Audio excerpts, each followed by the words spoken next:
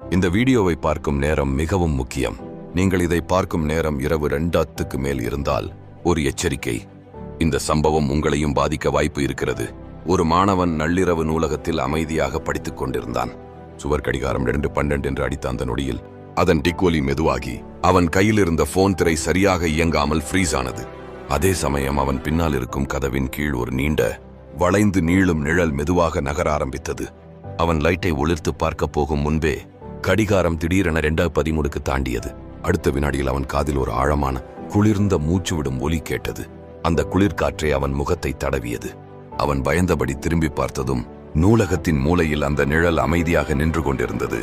அவன் ஓட முயன்ற அந்த நேரத்தில் கடிகாரம் மீண்டும் 2:12க்கு திரும்பி நின்றது. நிழல் மறைந்து விட்டது. ஆனால் அவன் போன் தானாக பதிவு செய்த வீடியோவில் அந்த நிழல் அவனின் பின்னால் நெருக்கமாக நின்றிருந்தது தெளிவாக பதிவாகி இருந்தது. இப்போ நீங்கள் பார்க்கும் நேரம் என்ன?